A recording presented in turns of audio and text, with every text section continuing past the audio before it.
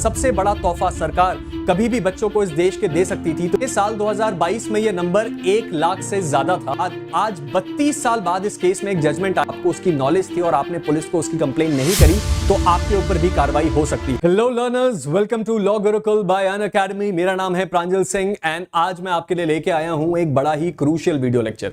आज के इस वीडियो लेक्चर की शुरुआत हम एक सवाल से करेंगे। मेरा सवाल आपसे यह है कि आप एक नंबर गेस करिए कि हमारे देश में चिल्ड्रन यानी कि बच्चों के अगेंस्ट क्राइम का नंबर कितना होगा। अगर मैं इसका जवाब आपको दूं तो शायद आप शॉक में आ जाएं। हमारे देश में साल 2022 में यह नंबर 1 लाख से ज्यादा था। और अगर इन्हीं ऑफेंसेस में हम सेक्सुअल ऑफेंसेस की बात करें, यानी कि बच्चों के अगेंस्ट होने वाले सेक्सुअल ऑफेंसेस का क्या नंबर था, तो यह साल 2022 में लगभग 40,000 था।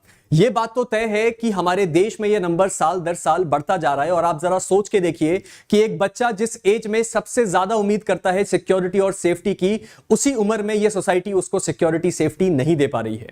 तो क्या हमारे देश में ऐसा कोई भी कानून नहीं है जो इस चीज को रोक सके, इस नंबर को कम कर सके और इसके रियल जो क्रिमिनल्स हैं उसको स्ट्रिक्ट से स्ट्रिक्ट पनिशमेंट तक पहुंचा सके? आज के इस वीडियो लेक्चर में हम इसी जवाब को ढूंढेंगे, समझेंगे और डिकोड भी करेंगे। तो चलिए शुरुआत करते हैं हमारे आज के इस वीडियो लेक्चर की, जिसमें हम समझने वाले हैं पॉक्सो एक्ट को। अब इस वीडियो को शुरू करने से पहले ही मैं ये डाउट आपका क्लियर कर देना चाहता हूं कि आज के इस वीडियो लेक्चर में हम पॉक्सो एक्ट को सेक्शन वाइज पढ़ने नहीं वाले हैं, बस उसकी सोल को समझने वाले हैं कि हमारा पॉक्सो एक्ट एक्चुअल में है क्या, वो काम कैसे करता है और क्यों वो हमारे देश के लिए बहुत ही ज्यादा जरूरी है। इस वीडियो लेक्चर की शुरुआत एक पिक्चर से करते हैं। मेरे पीछे एक पिक्चर है जो आप में से शायद बहुत सारे लोगों ने रिसेंट टाइम में न्यूज में देखा होगा। यह कहानी है अजमेर की सन 1992। इस केस के हो जाने के बाद आज 32 साल बाद इस केस में एक जजमेंट आया और उस जजमेंट की हेडलाइन थी कि अजमेर की पॉक्सो कोर्ट ने 6 अक्यूज्ड को लाइफ सेंटेंस पे भेजा और उनके ऊपर 5-5 लाख का फाइन भी इंपोज किया। यहीं से यह सवाल उठा कि यह पॉक्सो कोर्ट क्या है और यह पॉक्सो का केस होता क्या है और यह पॉक्सो एक्ट क्या है, जिसको आज के इस वीडियो लेक्चर में हम समझने वाले हैं। तो चलिए शुरुआत करते हैं पॉक्सो एक्ट को समझने से। और समझने की शुरुआत सबसे ज्यादा बेहतर है इस डेट से शुरू करी जाए। मेरे पीछे जो तारीख लिखी है वो है 14 नवंबर 2012 और हमें यह बात बहुत अच्छे से पता है कि हम चिल्ड्रंस डे को सेलिब्रेट करते हैं 14 नवंबर को। और अगर आप मुझसे पूछे तो मेरे हिसाब से जो सबसे बड़ा तोहफा सरकार कभी भी बच्चों को इस देश के दे सकती थी तो वो ये एक्ट ही था, जो कि 14 नवंबर को हमारे देश में सन 2012 में इन्फोर्स हुआ। तो समझने की कोशिश करते हैं कि इस एक्ट के अंतर्गत हमें मिलने क्या वाला है। जिस एक्ट को पढ़ना है हमें, उससे पहले यह जान लेना जरूरी है कि हमें इस एक्ट की जरूरत पड़ी क्यों। इसीलिए सबसे पहले हम समझेंगे व्हाई। इस एक्ट के आने से पहले ये जो सेक्सुअल ऑफेंसेस थे ये डील होते थे जो नॉर्मल क्रिमिनल कोड यानी कि जो नॉर्मल क्रिमिनल लॉ है आईपीसी, उससे। और उसके अंदर 3 बुनियादी दिक्कतें थी। वो दिक्कतें आपको यहां लिखी दिख जाएंगी। सबसे पहला कि वो बहुत ज्यादा वाइड था। वो केवल बच्चों के अगेंस्ट क्राइम के बारे में बात नहीं करता था, वो हर एक टाइप के ऑफेंस के बारे में बात करता था। दूसरी प्रॉब्लम थी कि उसमें स्पेशल इंपॉर्टेंस बच्चों के लिए नहीं दी गई थी। यानी कि अगर हम सेक्सुअल ऑफेंसेस की बात करें तो उसमें वुमेन को तो इंपॉर्टेंस थी, लेकिन स्पेशल क्लॉजेस बच्चों के लिए यानी कि चिल्ड्रन के लिए नहीं बने हुए थे। और सबसे ज्यादा इंपॉर्टेंट बात है कि वो जेंडर न्यूट्रल नहीं था। अब ये बात अगर मैं आप में से बहुत से लोगों से पूछूं कि आप मुझे एक बात बताइए कि 18 साल से कम उम्र के बच्चे के साथ जो सेक्सुअल ऑफेंस हो रहा है वो केवल एक लड़की के साथ हो सकता है या लड़के के साथ भी हो सकता है? आपके मिक्स्ड ओपिनियन होंगे।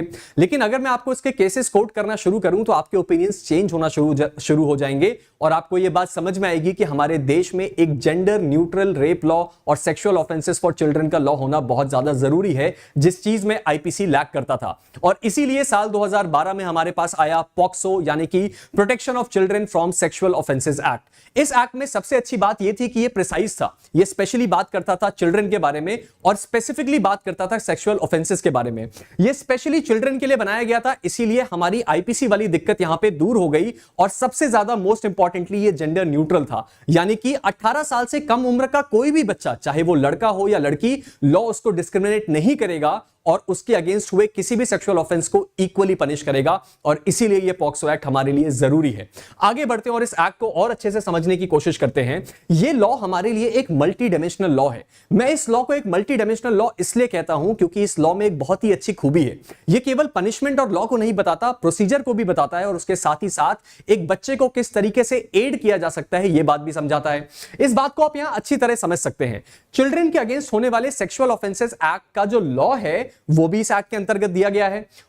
अगर किसी ने इसके अगेंस्ट कोई क्राइम कमिट किया तो किस प्रोसीजर के तहत उसको ट्राई किया जाएगा वो भी इसमें दिया हुआ है।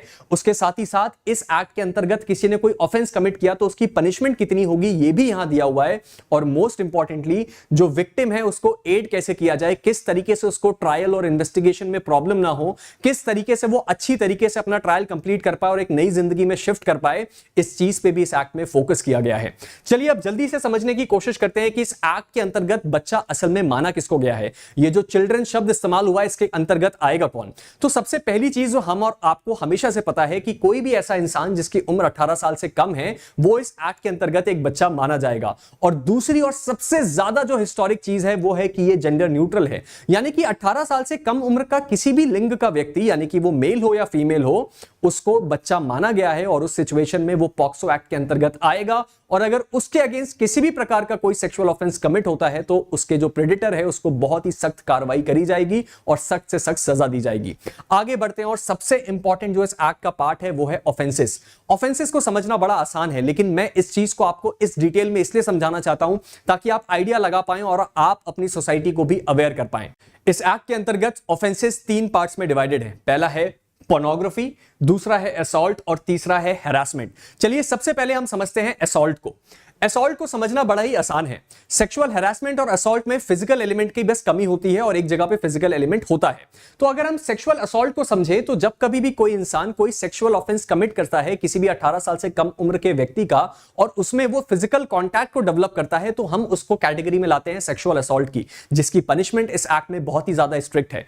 तो सेक्सुअल असॉल्ट और कुछ भी नहीं, केवल एक फिजिकल असॉल्ट है जिसमें पेनिट्रेटिव या नॉन पेनिट्रेटिव ऑफेंस कमिट किया जा सकता है। और सबसे ज्यादा इंपॉर्टेंट जो चीज यहां पे लिखी है वो है एग्रावेटेड। एग्रावेटेड का क्या मतलब है सर? कि अगर कभी भी कोई व्यक्ति जो एक ट्रस्ट की पोजीशन होल्ड करता है, फॉर एग्जांपल एक टीचर जिसके ऊपर बच्चा ट्रस्ट करता है, अगर वो कोई सेक्सुअल ऑफेंस कमिट कर देता है उस बच्चे के अगेंस्ट तो उस इंसान को बहुत ही स्ट्रिक्ट पनिशमेंट दी जाएगी। जैसे कोई पुलिस वाला, अगर एक बच्चा उसको ट्रस्ट करता है, उसके पास गया मदद मांगने और उसने ही उसके साथ कोई सेक्सुअल ऑफेंस कमिट कर दिया तो उसकी पनिशमेंट उसको बहुत ही ज्यादा स्ट्रिक्ट मिलेगी। डॉक्टर और भी ज्यादा फैमिली के मेंबर्स या कोई ऐसा पब्लिक अथॉरिटी अगर बच्चे के साथ ऐसा कोई ऑफेंस कमिट करता है तो वो सब इसके अंतर्गत आते हैं। इस चीज का एक बड़ा अच्छा एग्जांपल है कि ये जो सेक्सुअल असॉल्ट है इसका सबसे बेसिक एग्जांपल क्या हो सकता है, तो वो है बस ड्राइव। आप में से ऐसे बहुत से ऐसे लोग होंगे जो ऐसे लोगों से मिले होंगे जिनको बस में कोई गलत काम करने की कोशिश करी गई होगी, और यही है एग्जांपल हमारे लिए सबसे इजी सेक्सुअल असॉल्ट का। यानी कि अगर कभी भी कोई बच्चा को कोई भी बस में जहां बहुत ज्यादा भीड़ होती है गलत तरीके से छूने की कोशिश करे या उसके अगेंस्ट कोई सेक्सुअल एक्ट करने की कोशिश करे तो वो पॉक्सो के अंदर एक पनिशेबल क्राइम होगा। अब हम जल्दी से समझने की कोशिश करते हैं सेक्सुअल हैरासमेंट को। हमने सेक्सुअल असॉल्ट में समझा कि यहां पे फिजिकल एलिमेंट होना जरूरी है, उसी तरह सेक्सुअल हैरासमेंट में भी एक बच्चे को हैरास किया जा रहा है सेक्सुअली, लेकिन यहां पे फिजिकल एलिमेंट की कमी है। यानी कि कोई भी ऐसी चीज जो जिसमें फिजिकल एलिमेंट ना हो वो सेक्सुअल हैरासमेंट में आता है इस एक्ट के अंतर्गत। इसका एक बड़ा अच्छा एग्जांपल है कि अगर कभी भी कोई इंसान किसी बच्चे को मैनिपुलेट करे और उसको बोले कि वो अपने आप को अनड्रेस करे तो ये सेक्सुअल हैरासमेंट के अंतर्गत आएगा और वो सेक्सुअल असॉल्ट के अंतर्गत भी आ सकता है डिपेंडिंग अपॉन द केस। लेकिन इसमें एक मिथ वर्सेस रियलिटी भी है।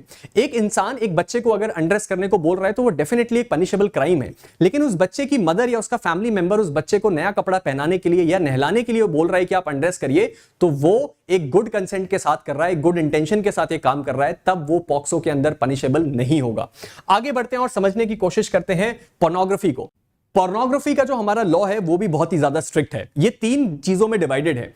अगर आप कभी भी किसी बच्चे को किसी एडल्ट फिल्म में कास्ट करने की कोशिश करें या अगर आप उसको कास्ट ना भी करें, केवल शोकेस करने की कोशिश करें या आप उसको किसी ऑब्सीन एक्ट का पार्ट बनाने की कोशिश करें, तो ये तीनों चीजें पॉक्सो एक्ट में बहुत ही स्ट्रिक्टली पनिशेबल हैं।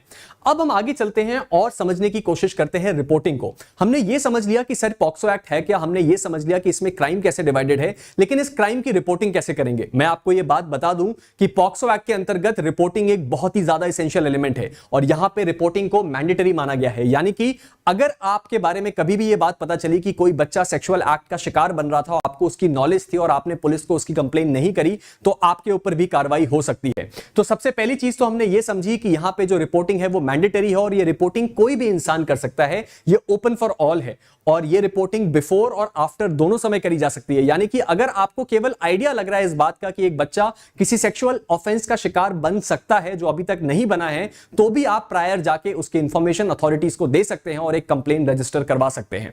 आगे बढ़ते हैं और भी ज्यादा समझने की कोशिश करते हैं इसके फीचर्स को। इस एक्ट का जो रियल एसेंस है वो उसके फीचर्स में छुपा हुआ है। सबसे पहले चाइल्ड प्रोटेक्शन के लिए, यहां पे चाइल्ड प्रोटेक्शन के लिए एक स्पेशल मैकेनिज्म है जहां एक पुलिस वाले को डेजिग्नेट किया जाता है उस बच्चे के साथ जिसके अगेंस्ट ऐसा कोई क्राइम हुआ है, ताकि वो इन्वेस्टिगेशन प्रोसेस में कंफर्टेबली पार्ट ले पाए। उसके साथ ही साथ स्पेशल कोर्ट्स का एस्टैब्लिशमेंट है। आप जिस भी डिस्ट्रिक्ट में रहते हो वहां एक पॉक्सो कोर्ट जरूर होगी और ऐसे ऑफेंसेस स्पेशल कोर्ट में चलाए जाते हैं जिसके जज स्पेशली इसके लिए ट्रेंड होते हैं ताकि जो विक्टिम है वो बिल्कुल भी डिस्कंफर्ट फील ना करे। उसके साथ इसका इंप्लीमेंटेशन के लिए एक अलग अलग कमीशन बने गए हैं। मेजरली हमारे पास 2 कमीशन हैं जो नेशन वाइड इसके इंप्लीमेंटेशन को मॉनिटर करते हैं और यह बात तय करते हैं कि हमारे देश में पॉक्सो एक्ट का इंप्लीमेंटेशन सही तरीके से हो रहा है या नहीं। उसके बाद आता है चाइल्ड फ्रेंडली। इस एक्ट को इस तरीके से डिजाइन किया गया है क्योंकि इसका विक्टिम हमेशा एक चाइल्ड होगा, तो चाइल्ड को कभी भी इन्वेस्टिगेशन प्रोसेस में ऐसा नहीं लगना चाहिए कि वो पहले भी विक्टिम था और अब इस प्रोसेस में भी आके एक विक्टिम बन चुका है। इसीलिए बहुत ज्यादा जरूरी है कि इन्वेस्टिगेशन प्रोसेस और ट्रायल के प्रोसेस को इस तरीके से डिजाइन किया जाए ताकि बच्चे को बिल्कुल भी ऐसा ना फील हो कि वो सोसाइटी से अलग हटके कुछ एक एलिमेंट हो चुका है या उसके साथ कोई बहुत संगीन अपराध हो चुका है जिससे वो कभी भी उभर नहीं पाएगा। उसके बाद हम आगे बढ़ें तो और समझने की कोशिश करें तो इसमें ट्रायल को लेकर भी बहुत अच्छी चीज लिखी हुई है। ट्रायल 1 साल के अंदर कंप्लीट होना चाहिए और उसके साथ ही साथ इसकी वीडियो टेपिंग भी करी जाती है ताकि इसको सही तरीके से मॉनिटर किया जा सके और बच्चा अगर कंफर्टेबल नहीं है तो अक्यूज को उसके सामने भी नहीं लाया जाता। उसके साथ ही साथ मेडिकल एग्जामिनेशन का बहुत ही स्ट्रिक्ट क्लॉज है। अगर बच्चे ने कंप्लेंट करी है तो वो कंप्लेंट का प्रोसेस पूरा हुआ हो या ना हुआ हो, उसका मेडिकल एग्जामिनेशन तुरंत कराने का प्रावधान इस एक्ट के अंतर्गत आपको मिलेगा। उसके साथ ही साथ इंटरिम कंपनसेशन की बात भी इस एक्ट में करी गई है। अगर आप एक अक्यूज्ड हैं और अभी तक आपके अगेंस्ट ये क्राइम प्रूव नहीं हुआ है, हो सकता है आप इनोसेंट भी प्रूव हो जाएं, लेकिन कोर्ट आपको यह आदेशित कर सकती है कि आप इस वक्त जो विक्टिम है उसको कुछ इंटरिम कंपनसेशन दीजिए जिससे उसका बेटरमेंट किया जा सके। और आखिरी में फॉल्स केस में बहुत ही स्ट्रिक्ट पनिशमेंट है क्योंकि पॉक्सो एक बहुत ही सीरियस एक्ट है। इसमें फॉल्स केसेस के भी केसेस देखे गए हैं, इसीलिए जरूरी था इस प्रोविजन का होना कि अगर किसी इंसान ने कोई फॉल्स केस किया और वो प्रूव हो गया तो उस इंसान की जो सजा है वो बहुत ही ज्यादा स्ट्रिक्ट है। अब इससे पहले कि हम वीडियो को एंड करें, आपके लिए एक इंपॉर्टेंट इंफॉर्मेशन है और वो इंफॉर्मेशन है हमारे फ्लैट 60% ऑफ और 12 मंथ के फ्री एक्सटेंशन की। इस वक्त अनअकैडमी के सभी कोर्सेज पे और स्पेशली जुडिशरी के कोर्स पे आपको मिल रहा है फ्लैट 60% ऑफ और 1 साल का फ्री सब्सक्रिप्शन अपने सभी 1 साल के ऊपर के कोर्सेज पे। यानी कि अगर इस वक्त आपने हमारा प्लस का कोर्स लिया जो कि 1 साल का कॉस्ट करता था 81,000, इस ऑफर के साथ आपको 2 साल के लिए मिल रहा है मात्र 32,499 और हमारा आइकॉनिक कोर्स जो कि 1 साल का कॉस्ट करता था 1 लाख से भी ज्यादा, वो अब 2 साल के लिए आपको मिल रहा है 41,499 और इसके लिए आप हमारा कोड इस्तेमाल कर सकते हैं PS, जो आपको डिस्काउंट के साथ साथ मेरे फ्री मेंटोरशिप देता है अनअकैडमी प्लेटफॉर्म पे। अब इसके साथ साथ अगर हम आगे बढ़ें तो मैं ये बता देना चाहता हूं कि अगर आपने ये कोर्स लिया तो आपको पूरी अनअकैडमी एप्लीकेशन का एक्सेस मिलता है, यानी कि test series, question banks, mentorship, notes और उसके साथ साथ क्लासेस लाइव और रिकॉर्डेड, हर एक चीज का एक्सेस मिलता है आपको इन सब्सक्रिप्शंस में। और अगर आप जो अनिल खन्ना सर हैं, the legendary Anil Khanna sir, अगर आप उनके साथ पढ़ना चाहते हैं ऑफलाइन बैचेस में जो कि सर का चंडीगढ़ सेंटर में रन होता है, तो उसका जुलाई का जो बैच शुरू होने वाला है उसका अर्ली बर्ड रजिस्ट्रेशन अभी से ओपन हो चुका है और ये बेस्ट ऑफर के साथ आया है। अगर आप अभी सर की बैच को अर्ली बर्ड में रजिस्टर करवाते हैं तो आपको 2 साल का आइकॉनिक सब्सक्रिप्शन, ये वही सब्सक्रिप्शन है जो 1 लाख रुपए का था, वो कंप्लीटली फ्री ऑफ कॉस्ट मिलता है इस बैच के ओरिएंटेशन के साथ। और ये जो ऑफर है ये वैलिड है केवल मार्च 30 तक, यानी कि केवल 2 दिन बचे और दूसरा दिन ऑलरेडी शुरू हो चुका है, पहला दिन, और इसलिए आप नीचे दिए गए लिंक पे या इस नंबर पे कांटेक्ट करके सर की इस बैच को सब्सक्राइब कर सकते हैं। इसके साथ साथ अगर हम आगे बढ़ें तो अगर आप एक कॉम्प्रिहेंसिवली पढ़ाई करना चाहते हैं, यानी कि अभी आप वो लर्नर हैं जो इस वक्त अपनी पढ़ाई शुरू कर रहे हैं, तैयारी शुरू कर रहे हैं, तो आपके लिए अनअकैडमी लेके आया है अध्ययन बैच, जो कि एक all state judiciary comprehensive batch है। इस बैच में आपको स्क्रैच से पढ़ाया जाएगा हर एक स्टेट के लिए, ताकि आप अगर अपनी फाउंडेशन बिल्ड करना चाहते हैं तो उसमें आपकी मदद हो पाए। ये जो बैच है ये कल से यानी कि मार्च 29 से शुरू हो रही है और यहां पे आपको कौन कौन पढ़ा रहा है? प्रवीण पंघाल सर जो खुद एक एक्स सिविल जज है, निशा लांबा मैम, विशाल सर, अपूर्वा मैम, सब मिलके आपको जज बनाने का पूरा अटेम्प्ट करने वाले हैं। तो आपको भी इस चीज के लिए कोशिश करनी है और अगर आप इस बैच को ज्वाइन करना चाहते हैं तो आपको पता है नीचे लिंक है। साथ ही साथ एक बहुत बड़ी प्रॉब्लम है हर एक लॉ स्टूडेंट की कि सर लैंडमार्क जजमेंट्स का क्या करें। इसके लिए ये जो प्रॉब्लम है आपकी, इसका सोल्यूशन कर दिया है वासुदेव मोंगा सर ने और यहां पे वो आपके लिए लेके आए हैं 700 से भी ज्यादा सब्जेक्ट वाइज जजमेंट जो कि इंडिपेंडेंस के बाद के थे, यानी कि जितने लैंडमार्क जजमेंट्स की आपको जरूरत है उन सबका एक कंप्लीट कोर्स कंपाइलेशन जो कि हमारे स्टोर पे अवेलेबल है, जिसका लिंक नीचे है, जो आपको ओरिजिनल प्राइस 21,000 का था, लेकिन अब वो 8,000 यानी कि 7,999 में मिल रहा है। तो इस ऑफर को अवेल कीजिए, अनअकैडमी की बेस्ट ऑफरिंग्स को यूटिलाइज कीजिए, क्योंकि जज बनने का आपका जो सपना है वो हम आपके साथ मिलकर जरूर पूरा करेंगे। मिलते हैं एक नई वीडियो के साथ, तब तक के लिए stay motivated and keep learning. Thank you.